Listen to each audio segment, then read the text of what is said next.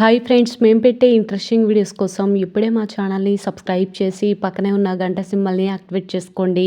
అలా చేయడం వల్ల మేము పెట్టే ప్రతి వీడియో నోటిఫికేషన్ మీ వరకు ఈజీగా వచ్చేస్తుంది. ఇక లేట్ చేయకుండా వీడియోలో ఏం జరుగుతుందో చూసేయండి. రూప కడుపుతో ఉందని ముత్యాలు చాలా మురిసిపోతూ ఇంటిలో మొత్తం కూడా బాబు పాప ఫోటోలు అన్నీ కూడా అంటించేస్తుంది. అది చూసిన రాజు రూప ఇద్దరు కూడా చాలా బాధపడుతూ ఉంటారు. రాజు ఈరోజు కాకపోతే రేపైనా అత్తయ్యకు నిజం తెలిసిపోతుంది. ఆ రోజు అత్తయ్య బాధకు మనమే కారణమవుతాం అని అంటూ ఉంటే, అవును అమ్మాయి గారు, వీలైనంత త్వరగా అమ్మకి మీరు కడుపుతో లేరన్న విషయాన్ని మనం తెలియజేయాలి అని ఈ విధంగా అంటూ ఉంటాడు రాజు. సరే రాజు అని చెప్పి రాజు తన ఫ్రెండ్ని పిలిపించి ఒక ప్రయోగం చేయగానే ముత్యాలు బాగా కోప్పడటం, అది చూసిన రాజు రూప ఇద్దరు కూడా షాక్ అయిపోతారు. అదే పరిస్థితిలో వాళ్ళు ఉంటే ముత్యాలు మెడపట్టి బయటకు గెట్టేస్తుందన్న ఆలోచనతో ఖచ్చితంగా రేపు అందరి సమక్షంలో మీరు కడుపుతో లేరన్న విషయాన్ని తెలియచేయాలి అమ్మాయి గారు అని చెప్పి అంటూ ఇద్దరు కూడా డ్రామాలు ఆడుతూ ఉంటారు. ఇక డ్రామా ఆడాలని ప్లాన్ చేస్తూ ఉంటారు. ఇకపోతే వెంటనే మందారినికి ఫోన్ చేసి అందరం కలిసి పిక్నిక్కు వెళ్తున్నాం, మీరు కూడా వస్తారా అని అడుగుతూ ఉంటాడు. వెంటనే మేము రావాలి అంటే పెద్దయ్య గారు ఒప్పుకోవాలి కదా రాజన్న అనగానే, పెద్దయ్య గారిని కూడా ఒప్పించి ఖచ్చితంగా నువ్వు అక్కడికి తీసుకురావాలి ముత్యాలు, మాకు కొంచెం పని ఉంది అని అనగానే, సరే రాజన్న ఒప్పిస్తాను, పెద్దయ్య గారిని వచ్చేలా చేస్తాను, ఏదో ఒక విధంగా నేను అక్కడికి తీసుకొని వస్తాను అనగానే, చాలా థ్యాంక్స్ అని చెప్పేసి అంటూ ఉంటాడు. అది విన్న ముత్యాలు అలాగే అప్పలనాయుడు అందరూ కూడా మాట్లాడుకుంటూ ఉంటారు. చూసావా అయ్యా, తల్లిదండ్రుల్ని మోసం చేసి వాళ్ళు ఎంత దిగజారారో, కడుపుతో ఉందని మోసం చేశారంట. అలా ఎలా మోసం చేస్తారయ్యా నువ్వు చెప్పు. అలా మోసం చేస్తే ఖచ్చితంగా తల్లిదండ్రులు కడుపులో ఉన్న బిడ్డ మీద ఎన్ని ఆశలు పెంచుకొని ఉంటారు, వాళ్ళ ఆశలు నిరాశ చేయడానికి వీళ్ళకి కొంచెం కూడా బుద్ధి లేదా అని ఈ విధంగా అంటూ ఉంటే, ఏదో వాళ్ళు వాళ్ళ పెద్దవాళ్ళ కోసం చేశారని చెప్పారు కదా ముత్యాలు, ఇక వదిలే అనగానే, ఎలా వదిలేయమంటావు, వాళ్ళు ఆశల మీద నీరు చల్లింది కాకుండా ఇంకా వాళ్ళు ఇంట్లో నుంచి గెంటేశారని చెప్పి ఇక్కడికి వచ్చారు. అదే నా కొడుకు కోడలు అదే సిచ్యువేషన్లో ఉంటే వాళ్ళని చంపి నేను చచ్చిపోతాను అని ఈ విధంగా అంటూ ఉంటారు. ఇకపోతే పిక్నిక్కి వెళ్ళిన తర్వాత ఆటలు పాటలతో అంతా కూడా కోలాహలంగా నెలకొంటుంది. అప్పుడు ఇక రాజు రూప ఇద్దరు కూడా ప్లాన్ని అమలు చేస్తారు. రూప అనుకోకుండా అక్కడ ఆటలాడుతూ కళ్ళు తిరిగి కింద పడిపోవటం, వెంటనే రూపని హాస్పిటల్కి తీసుకువెళ్ళటం, రూప కడుపుతో లేదన్న నిజాన్ని, ఇక అబార్షన్ అయిందన్న నిజాన్ని బయట పెడుతుంటే ఒక్కసారిగా అందరూ షాక్ అయిపోతారు. ఎందుకు అంటే రూప కడుపుతో లేదని నేరుగా చెప్తే ఇంట్లో అందరూ కూడా రియాక్ట్ అవుతారని చెప్పి అలా తను ఆడుతున్నప్పుడు కళ్ళు తిరిగి కింద పడిపోయి తనకి అబార్షన్ అయిందన్న నిజాన్ని బయటపెట్టి రాజు రూప మంచి పని చేశారని చెప్పుకోవాలి.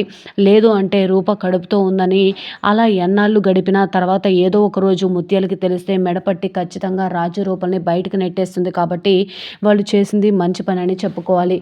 మరి నిజంగా రూప రాజులని ముత్యాలు అర్థం చేసుకుంటుందా, రూపకి అబార్షన్ అయిందని చెప్పి జాలి చూపిస్తుందా, అసలు ఏం జరుగుతుంది తెలుసుకోవాలి అంటే ఈ వీడియో చివరి వరకు చూడండి ఫ్రెండ్స్. నచ్చితే ఒక లైక్ చేయటం మర్చిపోకండి. ఇక లేట్ చేయకుండా వీడియోలో ఏం జరుగుతుందో చూసేయండి. మందారం వెళ్ళి, పెద్దయ్య మా బస్తీ వాళ్ళంతా పిక్నిక్కి వెళ్తున్నారంట, మనం కూడా వెళ్దామా అని అంటూ ఉంటే, నాకు ఇంట్రెస్ట్ లేదు మందారం అని చెప్పి ప్రతాప్ అంటూ ఉంటాడు. వెంటనే మందారం విరూపాక్షకి సైగ చేస్తుంది. అదేంటయ్యా అలా అంటున్నారు, మనసుకి ప్రశాంతత ఉండాలన్నా, ఇప్పుడు మీ ఆరోగ్యం కుదుట పడాలన్నా ఖచ్చితంగా మీ మనసుని ఎలాగైనా నిమ్మలం చేసుకొని అలాంటి వాటికి వెళ్తే మంచిగా ఉంటుంది అని చెప్పి ఈ విధంగా అంటూ ఉంటే, పద్మావతి గారు నాకు ఇంట్రెస్ట్ లేదండి, నన్ను వదిలేయండి అని చెప్పి అంటూ ఉంటే, అయ్యో అలా అనకండి అని చెప్పేసి అంటూ ఉంటే, ఏది ఏమైనా సరే మీరు పిక్నిక్కి వెళ్ళాల్సిందే అని చెప్పేసి అంటూ ఉంటుంది విరూపాక్షి. సరే మీకోసం ఒప్పుకుంటున్నానండి, మీరు నా మనసు ప్రశాంతంగా ఉంటుందని చెప్తున్నారు కాబట్టి అనగానే, సరే అని చెప్పేసి రాజు రూప ప్లాన్ చేసిన దానికి పిక్నిక్కి మందారం ప్రతాప్ని కూడా ఒప్పించేస్తుంది. ఇకపోతే దీపక్ విజయాంబికకు ఫోన్ చేసి, మమ్మీ రేపు అందరూ కూడా పిక్నిక్కి ప్లాన్ చేస్తున్నారు, అక్కడికి రాజు రూప పెద్దయ్యని తీసుకొని రమ్మని చెప్పి మందారానికి ఫోన్ చేసి చెప్పారు. అందరూ కూడా అక్కడికి వచ్చేస్తారు. మనం వీలైనంత త్వరగా సీసీటీవీ ఫుటేజ్ అంతా కూడా చెక్ చేసి రాజు రూపే కావాలని ఇదంతా ప్లాన్ చేశారని మామయ్యకు అక్కడ నిరూపిస్తే, మామయ్య రాజు రూపని చీకొట్టి నిన్ను మళ్ళీ ఇంటికి తిరిగి తీసుకొచ్చేస్తాడు మమ్మీ అనగానే, సరే రాజు సరే దీపక్, అలానే కుదిరితే చేద్దామని చెప్పేసి ఇద్దరు కూడా మాట్లాడుకుంటూ ఉంటారు. ఇక అనుకున్న ప్లాన్ ప్రకారమే అప్పలనాయుడు అలాగే ముత్యాలు అందరు కూడా బయలుదేరి పిక్నిక్‌కి వచ్చేస్తారు. ఇక రాజు అలాగే రూప వచ్చేస్తారు. ప్రతాప్ తన కుటుంబంతో కలిసి అది పిక్నిక్‌కి రావడం, అక్కడ రాజు, రూప ఎదురుపడడంతో ఒక్కసారిగా షాక్ అయిపోతాడు. ఏంటి వీళ్ళు కూడా ఇక్కడికి వచ్చారా అని అంటూ ఉంటే, పెద్దయ్య మనం బస్తీ వాళ్ళు వస్తున్నారని వచ్చాం కదా! మనం ఇక్కడే ఉన్నాం. వాళ్ళు కూడా ఇక్కడికే వచ్చారు. అయితే ఏమవుతుంది? మనమేమి వాళ్ళొచ్చారని రాలేదు. వాళ్ళేమి మనమొచ్చామని రాలేదు కదా పెద్దయ్య అనగానే, సరే మందారం అని చెప్పేసి ఈ విధంగా అంటూ ఉంటాడు ప్రతాప్. ఇకపోతే రాజు అలాగే అందరూ కూడా ఆటలాడుతూ, పాటలు పాడుతూ ఎంజాయ్ చేస్తూ ఉంటారు. రూప కూడా చాలా మురిసిపోతూ ఉంటుంది. వెంటనే అక్కడికి వచ్చిన ఒక్కసారిగా రేణుక షాక్ అయిపోతుంది. ఏంటి అసలు రూప గర్భవతి కాదు, మళ్ళీ అందరి ముందు ఆటలు. అసలు నిజంగా రూప గర్భవతి అయితే ఇలా ఎందుకు చేస్తుందని అందరి ముందు ఖచ్చితంగా నిరూపించాలి అని ఈ విధంగా అనుకుంటూ ఉంటుంది. పెద్దయ్య పెద్దయ్య అని చెప్పేసి రేణుక పరిగెత్తుకుంటూ వచ్చి అడగగానే, ఏంటి రేణుక ఏమైంది అని అడుగుతూ ఉంటే, పెద్దయ్య వీళ్ళందరూ మిమ్మల్ని మోసం చేస్తున్నారు పెద్దయ్య, వీళ్ళు చెప్పేది అబద్ధం, అసలు రూప గర్భవతే కాదు, రూప గర్భవతి అని చెప్పి అందరిని కూడా మోసం చేస్తున్నారు అనగానే, ఏం మాట్లాడుతున్నావు రేణుక, ఎక్కువ తక్కువ మాట్లాడొద్దు అని చెప్పేసి ఈ విధంగా ముత్యాలు గట్టిగా అరుస్తూ ఉంటుంది. అత్త నేను చెప్పేది నిజం అత్త అనగానే, ఏంటి రేణుక ఇక ఈరోజు పొద్దు పొద్దున్నే ఎవరు దొరకలేదా మా మీద పడ్డావు అని చెప్పేసి రాజు రూప ఇద్దరు కూడా అరుస్తూ ఉంటారు. సరే తన మాటలు ఎందుకో పట్టించుకోవటం, ఎప్పుడు చూసినా అందరినీ ఏదో ఒక రకంగా బాధ పెట్టాలని చూస్తుంది కాబట్టి మన ఆటలు మొదలు పెడదాం పట్టండి అని చెప్పి అప్పలనాయుడు అంటూ ఉంటాడు. అందరూ కబడ్డీ, ఖోఖో అన్ని గేమ్స్ అన్నీ కూడా ఆడుతూ ఉంటారు. ఇక రాజు, రూప ఇద్దరు కూడా ఆడటానికి ఇంట్రెస్ట్‌గా ఉంటారు. రూప ఎలాగైనా రాజు, నేను ఇద్దరం ప్లే చేసిన ప్లాన్‌ని అమలుపరచాలి అని అనుకుంటూ ఉంటారు.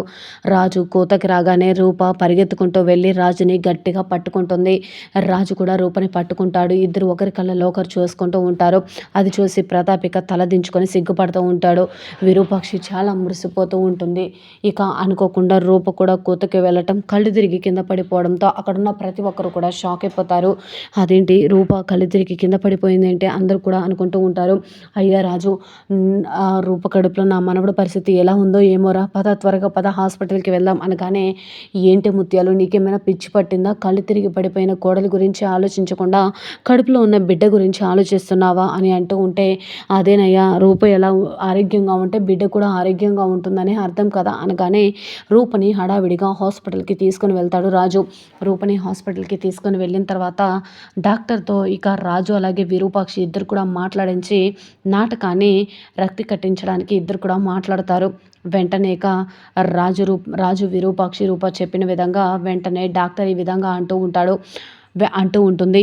ఆ అమ్మాయికి అబార్షన్ అయింది అని చెప్పగానే ముత్యాలు షాక్ అయిపోతుంది. నిజంగా రూప గర్భవతి కాదు అన్న నిజం తెలిస్తే ముత్యాలు నిజంగానే రియాక్ట్ అయ్యి ఏదో ఒక రకంగా అందరూ బాధపడేలా చేస్తారు కాబట్టి, ఈ విధంగా అయితే ఆటలాడుతూ తను అనుకోకుండా కాలు స్కిప్ అయి కింద పడిపోయిందని, తనకి అబార్షన్ అయిపోయిందని అనుకుంటారని ఈ విధంగా మరి రాజు రూప చేసింది నిజమేనా?